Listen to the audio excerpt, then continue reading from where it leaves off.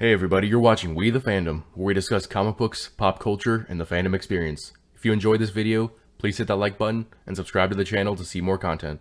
How's it going everybody? Jacob here at We the Fandom, and in today's video, I wanted to talk about a theory that I came up with regarding two mentions of Captain America during the Black Widow movie. In both instances, Captain America was referenced by Red Guardian, once while boasting to his fellow inmates they had been able to take Steve Rogers' shield away and escape during a fight they had once, and the second time he asked Black Widow if Captain America ever talks about him, to which she doesn't give an answer. As for the first instance, when the other inmates question Alexei as to when exactly his fight with Captain America took place, Alexei says it was either 1983 or 1984. The inmates then laugh at him, mentioning that Rogers was still on the ice at that time, to which Alexei replies by asking if they think he is lying. Now, in both these instances, we could take it as Alexei trying to boost his own ego by making up the fact that he and Steve Rogers are in some way contemporaries, which is definitely likely, as many of his lines in the movie revolve around reminiscing about his glory days as the Red Guardian. But is it really that simple? His character obviously has a thirst for glory, but I also see him as a very earnest character as well. And of course, the first question to refute his claims has already been asked. How did he meet Cap in a time when Cap was frozen in the ice? So here's my theory. Alexei fought Captain America after Captain America had traveled to the past to replace the Infinity Stones and decided to live life with Peggy Carter. How would this work? Well, it could only work if some assumptions could be confirmed. As in Avengers Endgame, it's explained that if you go back to the past and change something, that you create a branch timeline, not affecting your former, present, and future, which is now the past. And that's the theory that the Russo brothers, as the directors of Avengers Endgame, have stuck to. And so their explanation is that when Steve Rogers went back in time to return to the Infinity Stones, he chose to stay in the past with Peggy Carter creating a branch timeline. Once she died, he returned to his main timeline as an old man to give Sam Wilson the shield. However, the writers of the film, Marcus and McFeely, believe it went differently. They believe that Steve Rogers went into the past, stayed with Peggy Carter, and lived out his life in the main timeline, meaning there would technically have been two versions of Steve Rogers at once, one in the ice and the one who had traveled back, which goes against the previously established rules of time travel in the film. For my assumption to be correct, the writer's theory about Steve Rogers would have to be true. The second part to that would be, how would Red Guardian have met old Cap in battle? Well, we know Steve Rogers decided to stay in the past to live a life like Tony Stark has suggested to him. However, we also know that Peggy Carter helped found S.H.I.E.L.D., and in my opinion, it's very unlikely that Steve Rogers would have just sat around for 80 years. I think he would have continued to be Captain America, albeit in more of a stealth role versus being a public hero. He would have been only involved in secret missions instead of large conflicts as to not alter history, and it would be during one of those missions, during the Cold War, that he met and fought Red Guardian. I think this could also explain how Red Guardian could have beaten Captain America in a fight, because if Captain America arriving back in the late 40s and living out his life, we know that by the time he came back to the main timeline, he did age quite a lot, meaning by the time he got to the 80s, his enhancements from the Super Soldier Serum would likely have started to wane with his age, enabling Red Guardian in his prime to best Steve Rogers. Obviously, this video is just speculation. This is in no way confirmed, and honestly, I'm not sure the team behind Black Widow would have thought of something so contrived, although they would have been able to, since even though this is a prequel film, it was made after Avengers Endgame, which is another reason why, if true, this would support the writer's stance on Steve Rogers' time travel, as they wouldn't need to retcon anything to explain how he met Red Guardian, since he was there in the past, behind the scenes the whole time. But let me know what you guys think about this theory. Was it too much of a reach, or do you think maybe Marvel is trying to set something up for the future? As always, if you enjoyed this video, please leave a like and subscribe to the channel if you haven't done so already.